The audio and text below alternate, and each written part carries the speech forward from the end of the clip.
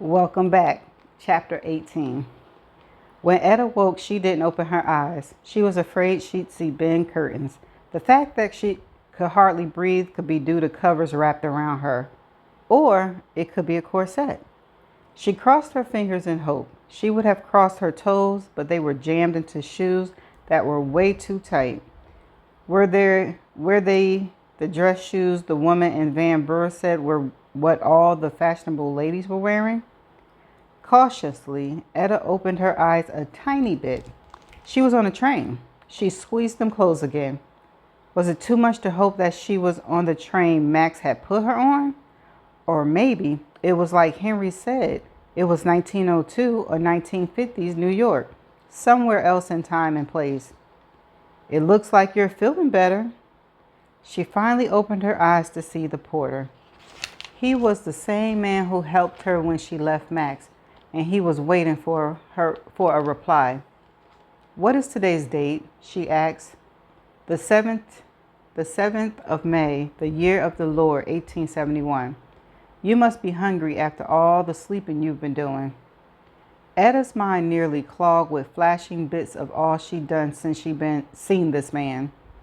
Henry, Zach, Freddie, the flattened town of Garrett, the glorification of John Kecklin, the massacre of 1871. It jumbled together like a 2-minute recap of a 20-episode TV series. She managed to say, you just stay there and rest. You'll be home in minutes. His look said, and then you'll be someone else's responsibility. He hurried down the aisle. Etta saw that she had on a different dress from the one she'd been wearing when she boarded, so she changed. She wondered what she'd been like during the days she was on the train. According to the porter, she hadn't been well. I was a zombie, she thought. No soul, just a body. As the train began to slow, she looked out the window. Sitting on a buckboard, his muscles covered by a big shirt, was her brother-in-law Philip, reincarnated as Pat, the blacksmith. I will not cry in joy, she thought. Then in her mind, she yelled, Henry, I'm here. She meant her thoughts as fun, but she frowned. It was almost as though she could hear Henry. He was saying that he was alone. I'm sorry, she whispered. She started to say that she'd return, but she knew she didn't want to go back. Not ever. She waved at Pat and he raised his hand in greeting. Out of habit, Etta looked about for her luggage, but no, it wasn't the 21st century. This was a time when women were thought to be weak and helpless and needed to be taken care of. The thought made her smile. So much for female empowerment, she said, and kept smiling. Pat's big hand encased her newly small waist, and he swung her down on the wooden platform of dear little Garrett, Kansas. Is he back yet? She asked. Pat gave a smile of knowing who she meant. No, give him another couple of days. He picked up her big leather bag, and she saw another one being put on the wagon. Pat helped her up to the seat. When he sat by her and took the reins, she said, Anything new with you? They looked at each other and laughed. They didn't need to say that his life and his daughter's and Alice's has changed completely. Tell me everything, she said. She knew Philip had never been much of a talker except to people he knew and liked. That this version of him talked with her at ease felt like an honor. Pat told her that Nellie was staying in a bedroom on the ground floor of Max's house, the room near Alice's. The way he said her name made Etta smile broadly. I don't know what Mr. Lawton will say to that. Max will be fine with it. So, when's the wedding? Pat stopped smiling. I can't ask her that. I'm not up to her level. I couldn't. He trailed off. Miss Alice is teaching Nellie. It's kind of her to do. She may open a school. Etta knew her sister didn't have the patience to be a school teacher. Alicia liked grown-ups and all their complexities. Etta turned her attention back to Pat. You're right. Alice needs a less physical man than you. She's such a delicate little flower. Let's put her, let's find her a dandy who tiptoes around. As she hoped, Pat smiled at that image. Alice was not delicate, and she was a very physical person. It looked like Pat had discovered that aspect of her. Again, they laughed together. I need to get some supplies, he said. Do you mind waiting? I would love to just sit and look at this town.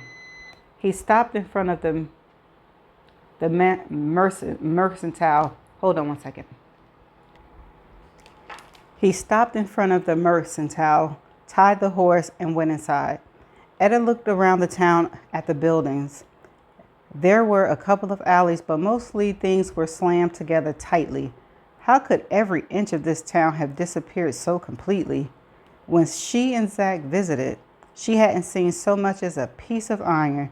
It had been just flat land. The yelling of a man made her turn toward the sound.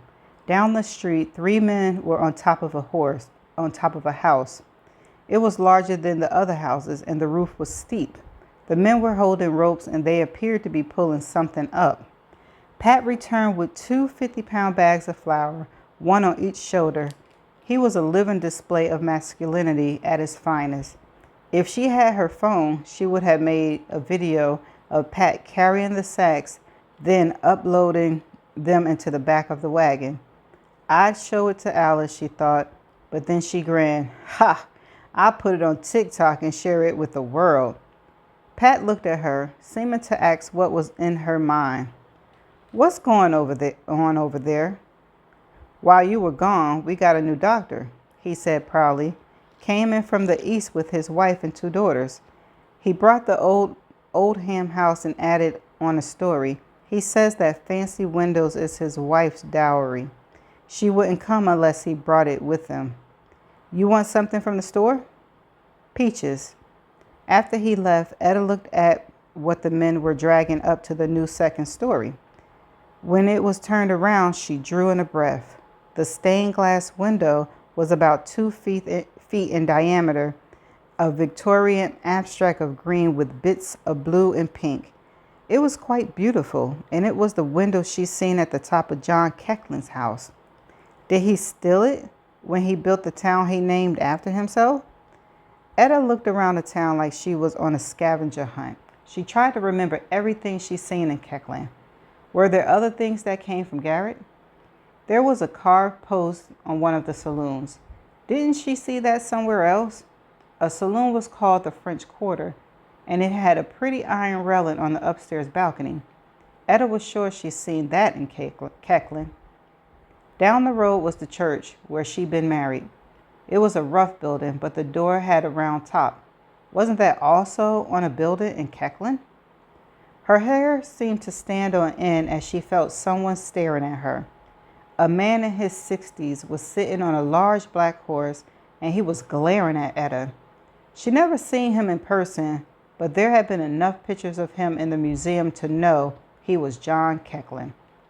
As though he owned the world, he reined his horse towards her and stopped just a few feet away. He was a man of normal height, but his horse was very tall, so he looked down at her. Compensating much, she thought. She didn't flinch at his glare, which was obviously meant to intimidate her. You look just like my daughter said. The old and plain hit. That was a slap in the face. Etta didn't let him know she was affected by his words. She smiled sweetly at him. You'll have to come to dinner. My get-togethers are very productive. She was reminding him of how she'd taken away his dreams of uniting Mac's land with his. A darkness went across his face. Be careful of the fire you play with. Sometimes people get burned. He didn't wait for her to reply, but jerked the reins and left. Pat came around the wagon. You all right? Her heart was beating hard. That man is a nasty piece of work. Poor Cornelia. No wonder she tried so hard to get Max. Anything to get that monster off her back. Etta let out her breath. How are Cornelia and Brett getting along? They're a good match, and from what I've seen, the lawyer holds his own with Keckland. Good, Etta said. It took Pat another half hour to fill the wagon with supplies, and Etta stayed on the seat and waited. She wanted time to accustom herself to living in the past again. How long, she thought. How long will it last this time? And what am I supposed to do while I'm here? It was days before the Cheyenne would show up. She knew that Max would help her with that, but then he always did help her. She twisted about on the seat and looked at the town. The first time she seen it, she thought of all the wrong with it. Too many saloons, too much manure, not enough bathing of the inhabitants. But now, all she could see was good. The town had played a part in building a great state and a great nation. Pat climbed up to the seat beside her. Ready to go home? Very much so. As he pulled out onto the muddy, smelly, beloved road, she said, "Tell me every word about everyone. I feel like I've been away for a lifetime. How is Rufus' legs? Have you seen Martha Garrett? Oh, have you seen Henry the painter? Is he?" Etta broke off because she saw a woman leave the dressmaker's shop, turn the corner, and disappear out of sight. "Who is she?" Etta whispered. Pat was dealing with the horses. "Who? I didn't see anyone new." Etta turned back in her seat. She knew it was no use of badgering Pat, but Etta thought it was possible that she just seen her mother, her dear mother who died so many years ago.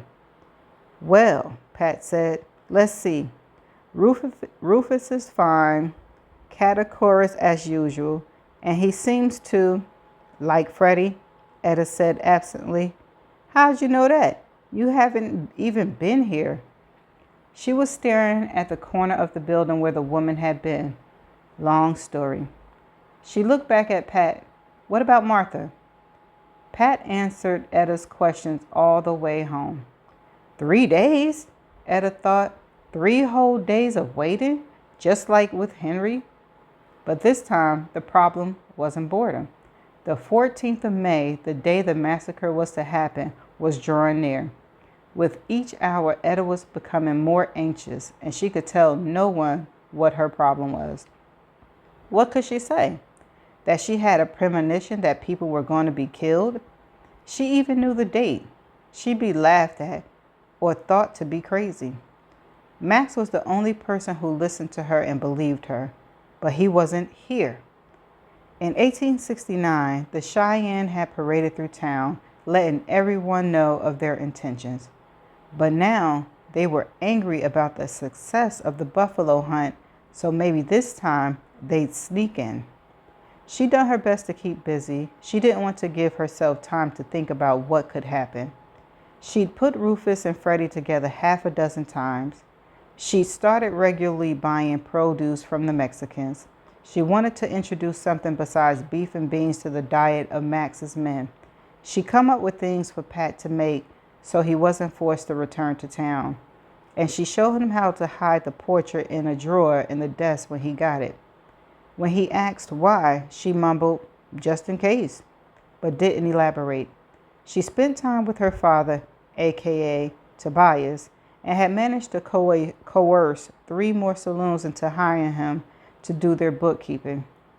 She talked to Alice about opening a school in town where teachers could be hired.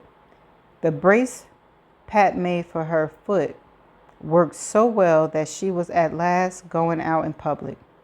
Etta was glad to see that Sally was still singing at the church services.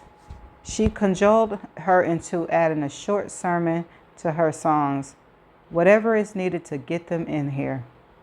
Cornelia came by twice, both times with Bert. Other than Alice, Cornelia had never had many women friends. "Too rich, too beautiful," Etta muttered. Bert heard her and added, "And too much of her father in her. I want to take her away from here and from him." "Kansas City will welcome you." "Or Wichita," he said. "We haven't decided which city we'll go to." Etta replied, "How about another margarita and let's talk about it?" She wasn't going to let Henry down, so his house ended up being built in another city. She'd kept busy to the point where everyone in town knew who she was. She liked being called Miss Lawton. The fact that some of the saloon owners vanished when she saw them didn't bother her. They were afraid she'd steal their best girls or bully them into hiring Tobias. Then he'd see the truth about their finances. Who wanted their money overseen by a preacher? What Etta hadn't been able to do was find Henry the painter or the woman she seen leaving the dressmaker shop. Alice and Etta visited the dressmaker when they went to get Freddie some new outfits for around the house. Her regular attire was causing too much distraction for the men. She'd asked, but the dressmaker had no idea who she meant. Etta had asked around town about the painter, but people said, he comes and he goes. No one knew much about Henry.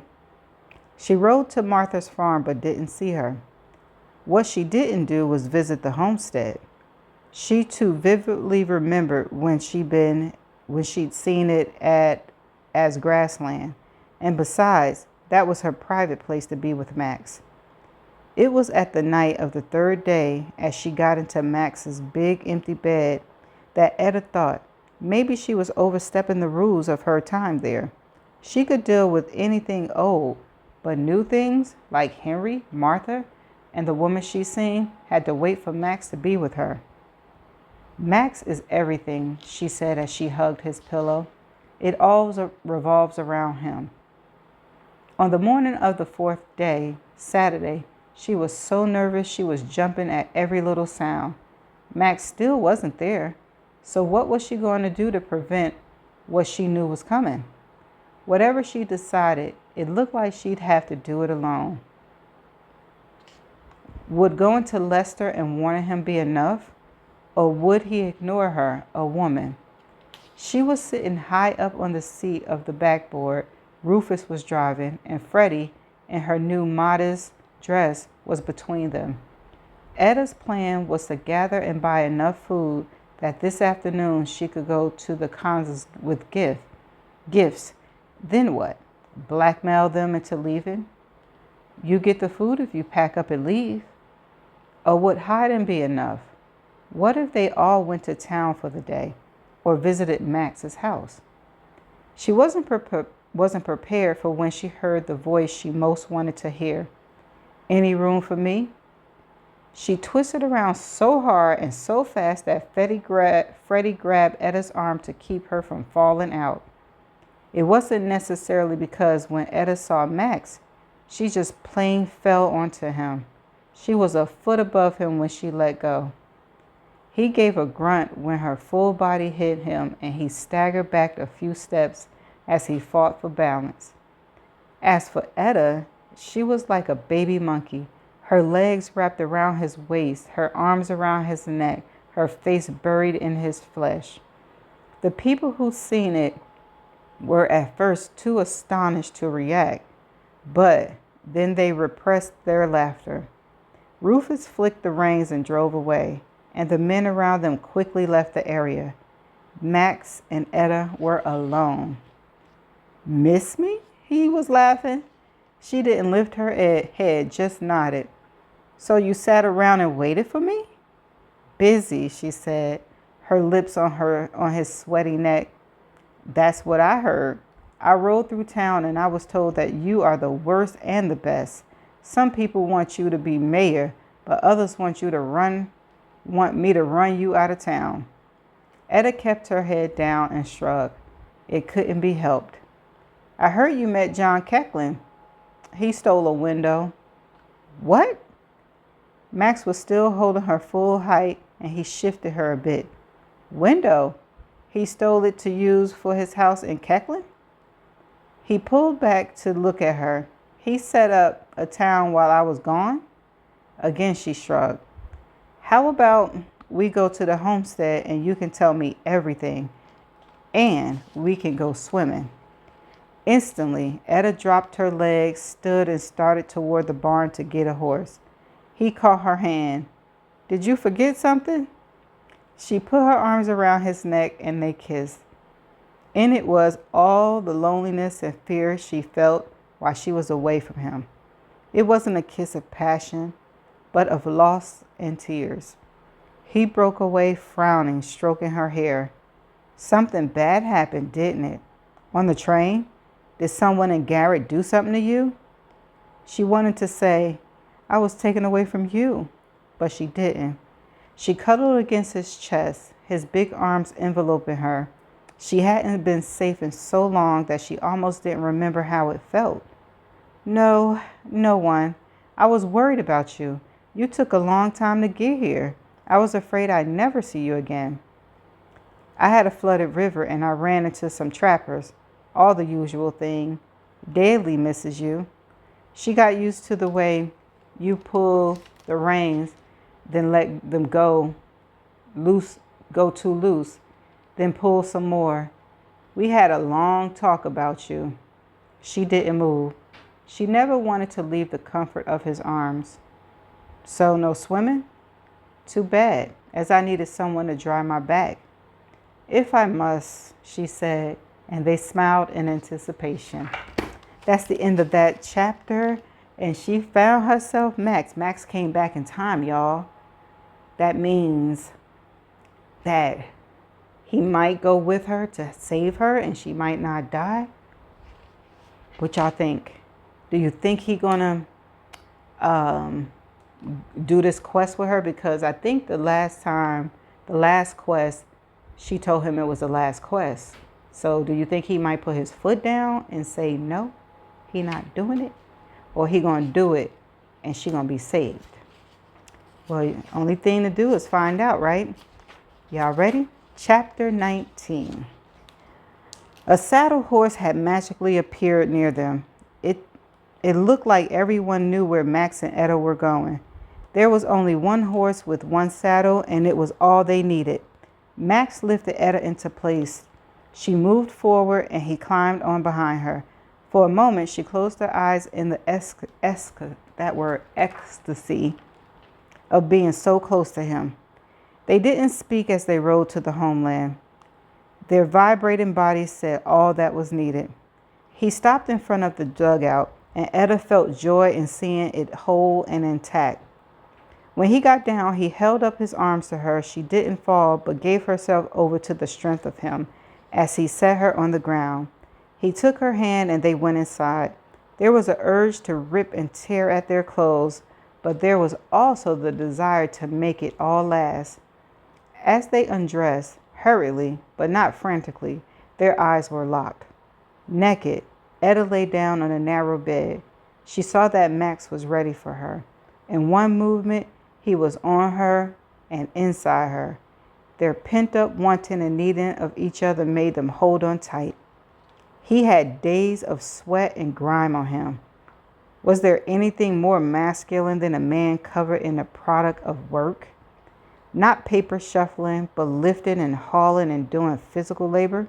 The smell of him, the taste of his skin was so exciting as feeling him inside her.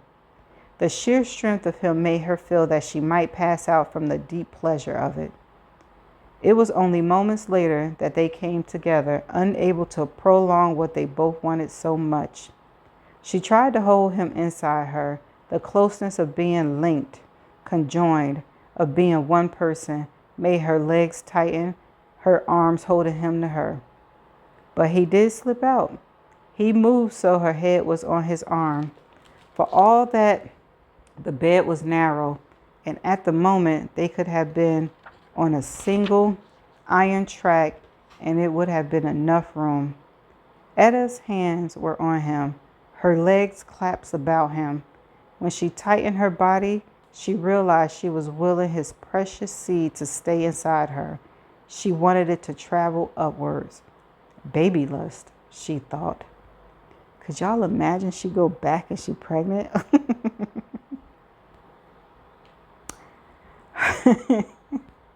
Her psychologist sister had spoken of it. It's primal, she said. It's ancient and very, very strong. When it overtakes a woman, it's all-consuming. All Etta knew was that more than anything in the world, she wanted Max's baby. Maybe if she was carrying it, she'd never leave. And if she were taken away, the unborn child might stay with her. Her body changed from time to time with him, so why not change it forever?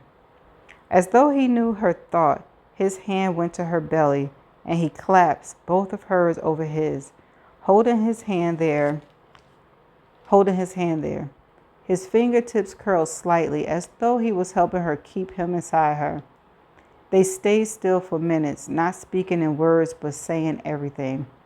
They were sharing the essence of themselves with each other. After long minutes, he readjusted her body so she was facing him. She was glued to him, their legs together as almost one. "You are different," he said. Fatter, she thought, and remembered sitting in Zach's car and eating a huge bread roll filled with meat and cheese and grilled vegetables. That one sandwich was more than she ate in a day in Max's time. On their long journey, it was more than the two of them ate in days. "When you're not around, I eat too much." "It's more than that. You are," he hesitated. "You don't seem like a wild horse fighting to get back to open land." His perception made her smile. "Even after I nearly knocked you down?" "Especially then. I've come to appreciate what I have at this moment. Here, now, not the past, and certainly not the future." He pulled back to look at her. "You have no impossible tasks to do, no one to save, no marriages to plan." "Oh, yes, she do." She laughed. "Well, actually, I did have a dream that the Cheyennes rode through the town before they attacked the Kansas on the 14th of May, tomorrow, Sunday." She was holding her breath, her eyes begging him to believe her. He looked at her for a moment, then gave a smile. "Then we'll visit them. Many of us will go with rifles, so she's not going to be going by herself." She released some of her fear. "But the next day they might show up. I'll warn the agent and he'll warn me. Forewarned is forearmed." "Thank you." The rest of her fear left her. She'd known that Max would know what to do. Yet again, he was the savior. "What else?" he asked. She didn't want to start listing things she felt needed to be done. She looked at the familiar interior of the sod house, Max's childhood home. How could it disappear so completely? "Well," he asked, "what more do you plan to fix? Who else?" "I did think of Henry." He looked blank. "The painter?" Max leaned over, picked up his trousers off the floor, and withdrew the miniature portrait and opened it. "What was it you told me to do? Hide it in a desk?" He was amused. She tried not to remember how she awakened in Henry's house and how she searched for the portrait, or how miserable she'd been when she found it. She was glad she'd shown Pat where to hide it. "You've gone off again. What about the painter?" "I want to invite him to dinner. I want him to meet Martha Garrett." Max gave a scoff of disbelief. "That's not good. Henry is gentle, quiet man. I've seen him walk into half a dozen prancing, nervous horses, and they calm down. But Martha? She walks into a pack of sheep and they start fighting. Worse, she'd probably pick Henry up, break him into pieces, and throw him to the hogs. I don't think putting them together is a good idea." "I agree with whatever you think we should do." He rolled over to look at her with wide eyes. "Did you just say that I might be right?" He put his hand to his ear. "Tell me again. I want to remember it always." She repressed a smile. "With the laws of averages, you're bound to be right at least once." With a groan, he rolled off of her, but she stretched out on top of him, touching nothing but him. "It would just be a dinner party. We'll see what happens." "Your last dinner party made Alice say she hated me. And look how that turned out. Cornelia no longer tries to cut your ears off, and Alice is madly passionately in love. With an oversized blacksmith, I'm afraid he's going to fall on her and crush her. Etta was serious. Beautiful naked men on top of you are weightless. Max clenched his teeth. Too soon?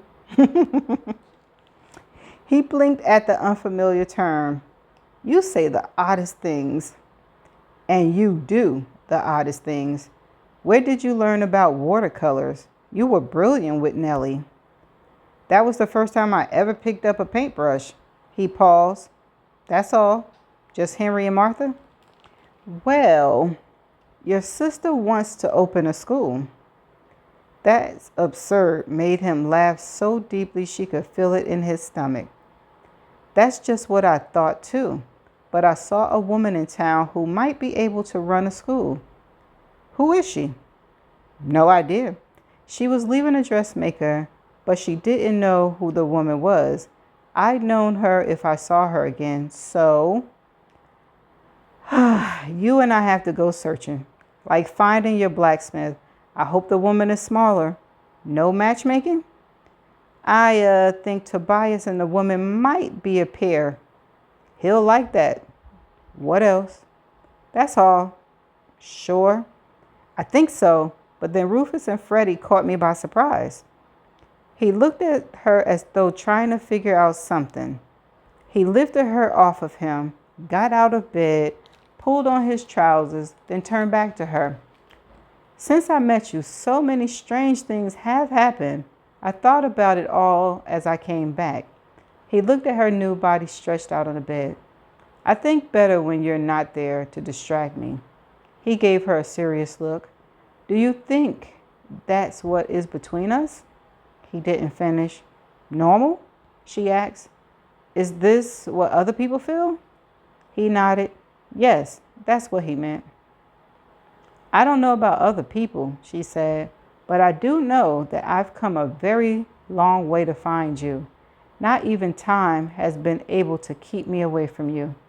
She swallowed as tears were coming to her. This time I want to stay. With all of my heart and soul, I want to be with you forever. Why wouldn't you be? Bearing death, we'll be together. Death? That's the easy one. I worry about the end of dreams, and worse, of never dreaming again. She looked at him. I fear not seeing you. There'll be a time when all of this, she waved her hand about, all of this will be gone, as though it never existed. Places and people will be forgotten. He took her hand and pulled her out of bed. You're only allowed to cry in happiness. Let's go get in the water and wash off. He cocked an eyebrow at her. Usually, you're menacing about over this. He raised his hand with finger and thumb extended, as though holding something smelly. His face had a look of disgust. This isn't clean, he said in a high, mocking tone. How can I touch this if it isn't cleaner than Kansas sunshine? I don't sound like that. Ha! I'm surprised you touched me. I must smell like a horse. She was serious. And that's why I tolerate you. You wouldn't mind putting on your shirt and pouring water over yourself, would you? So I look like my men? He sounded shocked. She shrugged. You could do worse. He grabbed her to him and kissed her, then held her head against his bare chest. You make me laugh. He stroked her hair. Before I met you, I thought my life was complete, that I needed no one else. Me too. I thought I had everything. They held each other for a long moment, then she pulled away. You do stink. I better give you a bath. What body part should I start with? Your choice, Max said, grinning. Just so you get every piece. I will do my absolute best. Laughing, they ran to the stream. It was the morning of the 14th of May, the day. And Etta was sitting in church besides Alice and Nellie. Pat wasn't there, but then the only man in the church was John Kecklen. She never seen him there before, but today he was making point was making a point to Etta. Yesterday, she and Max had a rip-roaring, blistering argument. Really? Y'all did? Okay. Actually, the anger had all come from her. Max had been so calm, it was like arguing with a mountain made of granite. In fiction, a strong, silent man sounded good, but in real life, it was infuriating. When they returned home from their day of laughter and love at the homestead, Etta had done what she was good at. She started organizing things. First, she told the men what food was to be taken to the Kansas the next day. Max had come up behind her and said, "I'll take care of this." "Thank you," she said. "We'll leave early in the morning. I don't know when. Go to the house," he said in a tone she never heard before, but it was a voice that men recognized because they instantly disappear. Poof! Max, the boss, was there, and they obeyed him without question. She whirled around to face him. "Why did you do that? I need them to help me prepare for tomorrow." He didn't smile. "This is my territory, and I will deal with it. Go into the house." "And be the little wifey?" she snapped at him. "Keep to the stove where I belong?" She saw his eyes flicker at her words, since he'd never before heard feminist words. "I am a person first, and if you don't leave, I will carry you inside. I don't think you want anyone to see that." Her eyes blinked rapidly. Then she softened and put her hand on his chest. "Max," she said sweetly, "I have things to do. I must."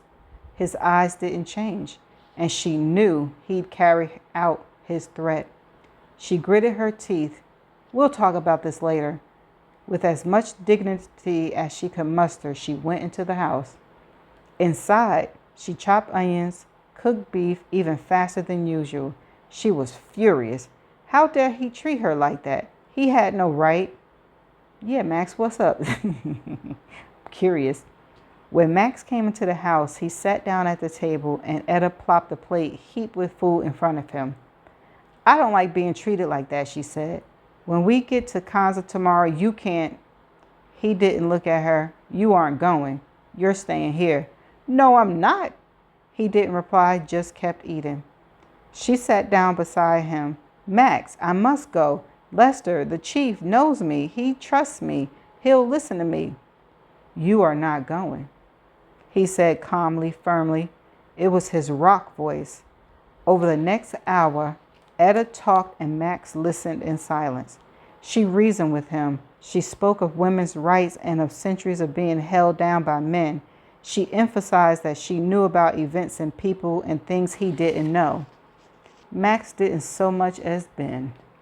The only answer she got from him was no. She was not going with him to Kansa. When they went upstairs to their bedroom, Etta burst into tears. She had to go. For the first time, he responded more fully. "Then you will go without me and my men. You have two choices, with men and guns or with women with hats and pens. The choice will not be combined. If there is to be a battle, women will not be present." Etta put her hands on her hips.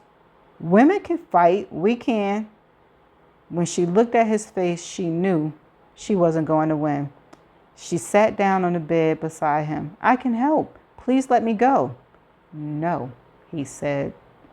It was obvious that 21st century ideas of woman power didn't work with a 19th century man. He stood up.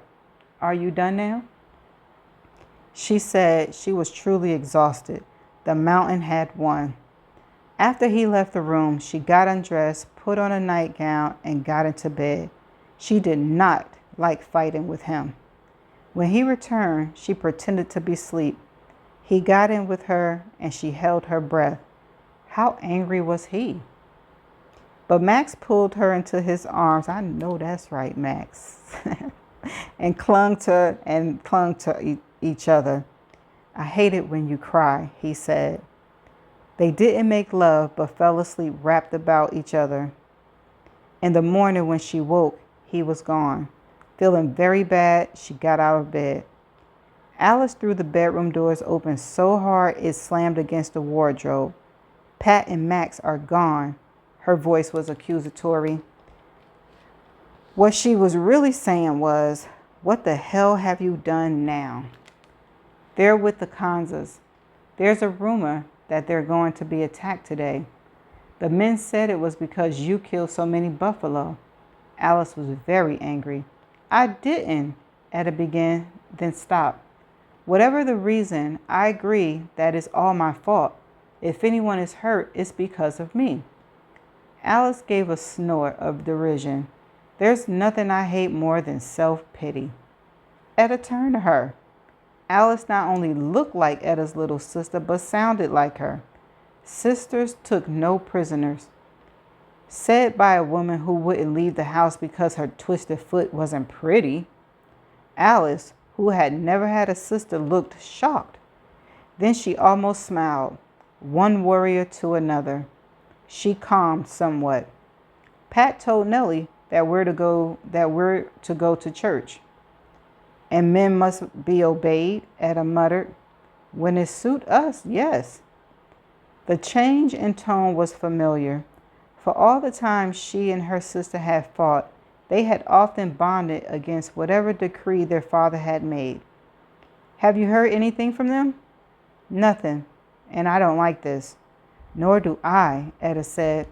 Help me with the corset. Does Rufus have a buggy ready? He's gone. All the men went with Pat and Max. Etta sighed. He said he'd taken them. Can you drive a buggy? No, but Nellie can. Etta thought how much male and female needed each other. Not like in my time, she thought. As they drove through town, they saw that there were no men. Saloon keepers, lawyers, criminal, cowboys, shopkeepers were missing. All the men were gone. The women who were left behind stood along the street and glared at Etta. Even the ones who liked her now let her know of their anger. Because of her, the men had left to go to a possible war. Again, it hadn't been long since they returned from the war between the states. Nellie was driving the buggy with Alice and Etta squashed in beside her. I take it back, Alice said as she looked at the angry women lining the street. You should pity yourself. Etta did her best to keep her chin up and her eyes straight ahead. If anything happens to me, would you please embroider my name on the parasol you gave me? I want everyone to know it's mine. Alice gave her a wide-eyed look, then nodded. Nellie stopped at the church and the women got out. No men to help us down, Alice muttered and shot a look of fire at Etta. So help me. If anything happens to Pat, I'll. Etta felt the same way. She locked arms with her sister-in-law and they went up the stairs and into the church. She and Alice sat with Nellie in the front pew on the left. Across the aisle from them was John Kecklen and Cornelia. The females from in town and the nearby countryside, young and old, filled up the seats behind them. There were farmers' wives beside girls from the saloon. At least people are united, Etta thought. I just wish they weren't joined together against me. Now, everyone was silent as Sally read passages from the Bible. When she sang, they stood up and joined her. The church service went on for a long time. No one seemed to want to leave the sanctuary of the little building. When Sally finally closed her Bible, the congregation silently exited. Alice, Nellie, and Etta stayed in place, looking straight ahead until the church emptied. Etta squeezed Alice's hand in thanks for staying with her. Then they got up and left. She should have known that John Kecklen would be waiting outside for her.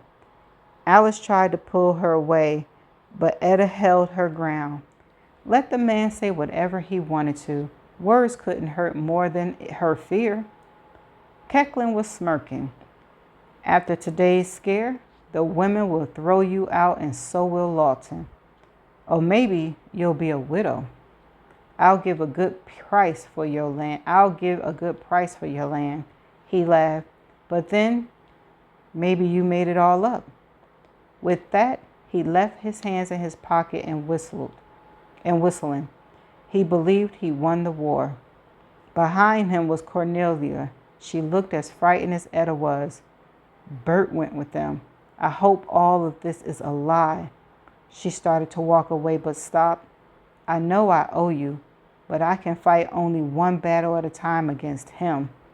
She hurried after her father. Etta knew what she meant. It was a fight with her father to get the man she loved. Cornelia didn't have the strength or energy to fight for Etta too. As Nellie drove them home, they were silent. Etta was almost glad she didn't know exactly where the men were, or she'd go to them. What was happening? The lack of communication was tearing her apart. Oh, for a mobile phone and a text saying they were all right.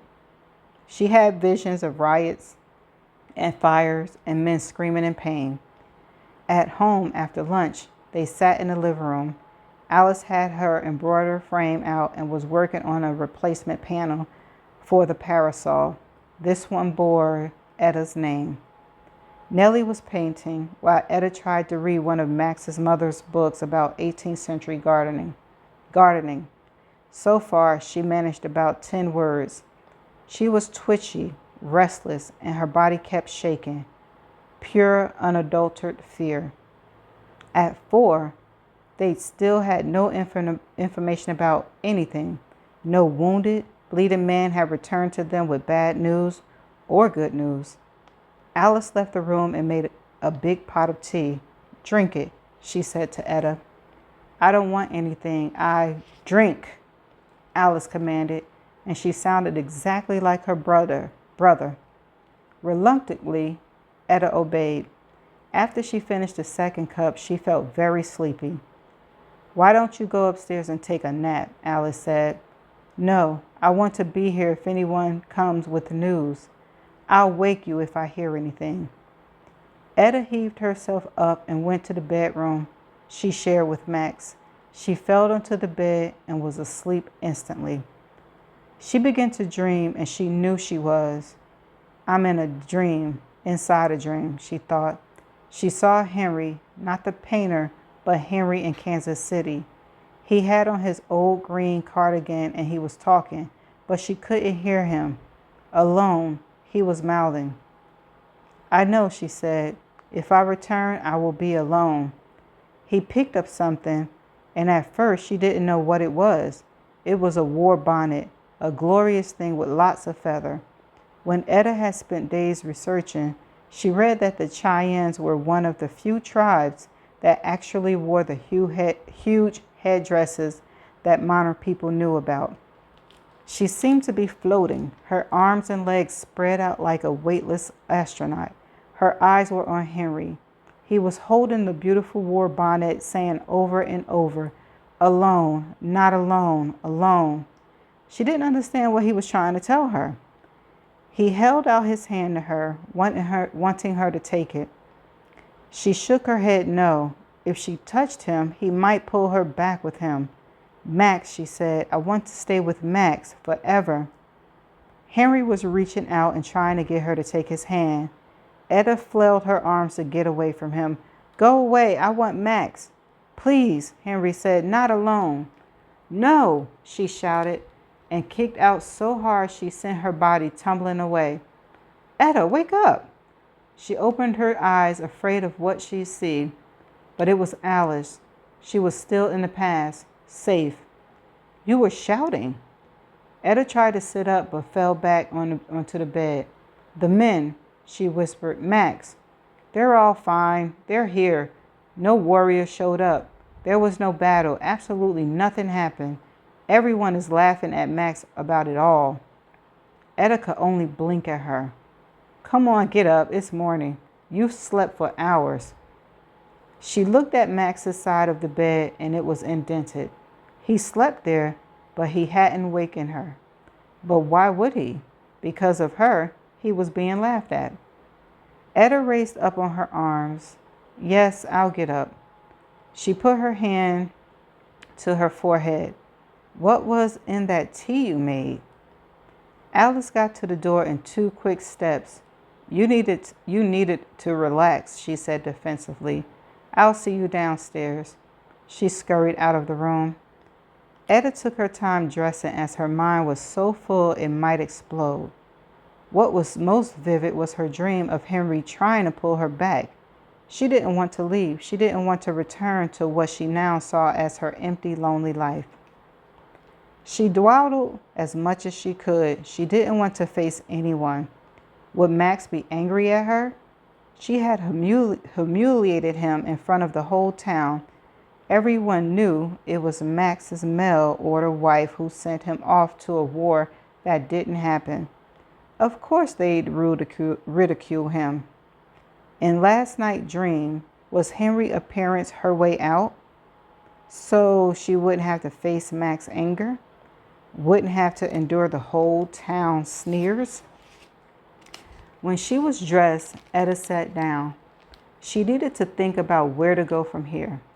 She thought that this time she was sent back to stop the massacre. That was over and done with. But she was still here. So that wasn't the reason for this trip into the past. That meant there was something else to happen, some trigger that would send her away. After releasing Wyatt Earp, she'd been sent back immediately. She stood up and began to pace.